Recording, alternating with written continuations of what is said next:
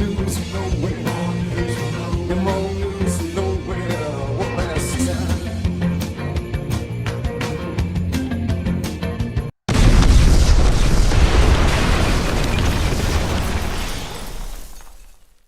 Well, it's another edition of More News from Nowhere with, where is he? Oh, I can hear Jonny, you. hello. Oh, you're there. Oh, Hey. yeah. I can't really see very well. I don't know why. Well, I think you might have your glasses the wrong way around, mate. What, really? Yeah, just take a look in the mirror. Oh, Yeah, you're not used to wearing glasses, are you, pal? I'm not, but I'm getting there. You know, I've now learned that this is the correct way, and that's Dennis Taylor. Yeah. I've been watching snooker too much from the 80s. I think that's what it is. Yeah. Right, moving on then. Moving on. But I think we're better. Yes, I think we're better. Right, moving on. Let's have a look at what kind of news has kind of popped up in the Unite Planet kind of inbox kind of thing.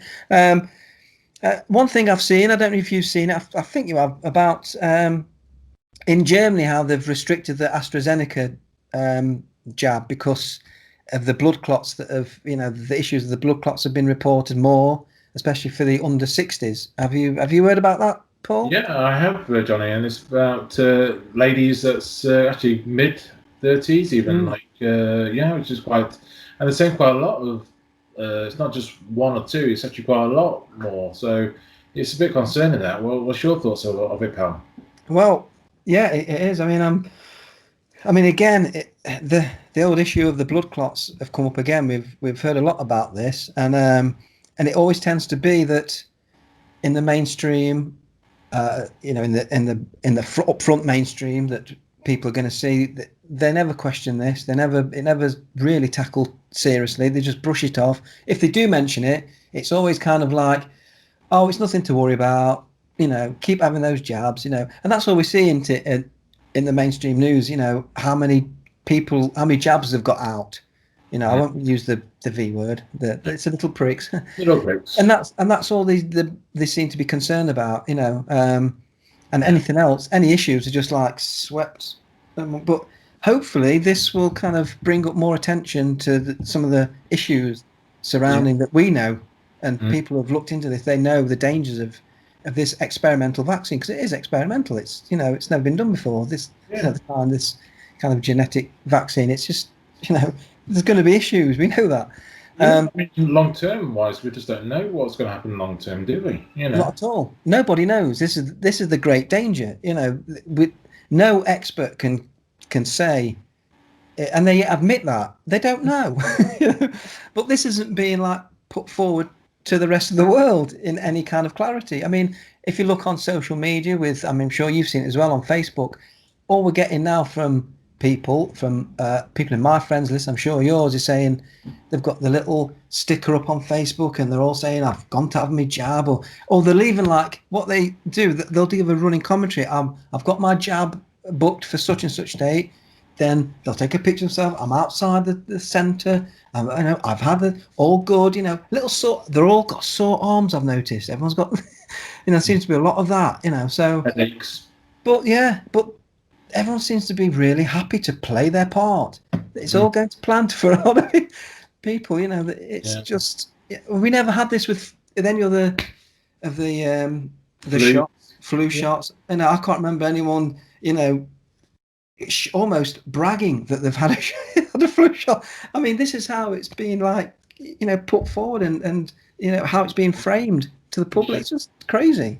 So also they're also trying to encourage people of a certain skin color now to also take the little prick, because I think certain people are unwilling to take it.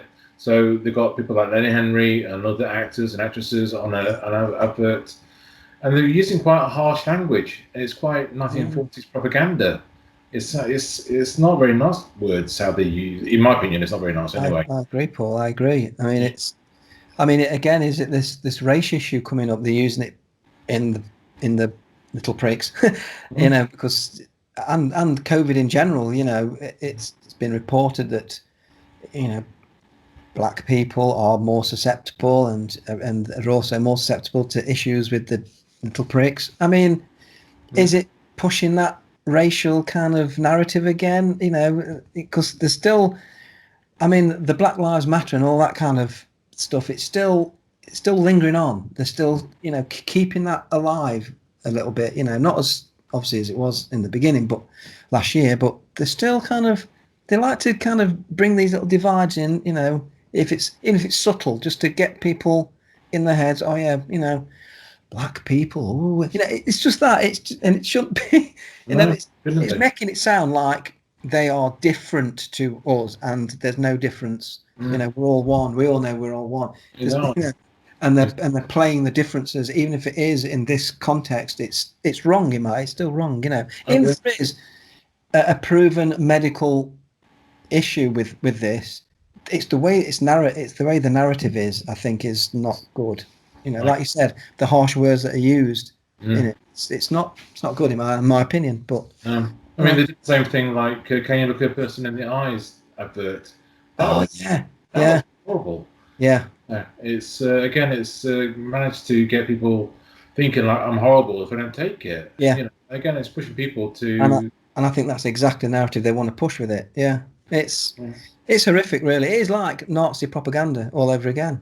You know, they did the exactly same, running all these propaganda like advertisements, and it's no different in my eyes. It's people forget history, you know, and that when it's repeated, because of the programming they're in, they don't see it. You know, you've got to get out of the programming, then you see it very clearly. It's blatant, but you know, we can only do what we can do. You know, in this, and we just keep going. So Paul, have you seen anything else in the news that's attracted your attention? Prince Charles and his good lady wife Camilla. They've been in Greece recently, and it's to do with a ceremony of I think it's independence. But again, it just feels like it's two-tier system. If you're rich and you're got reasons behind your flights, or no reason to fly. You know, they're going to fly to put a reef down. Can't fly. I think it's unfair.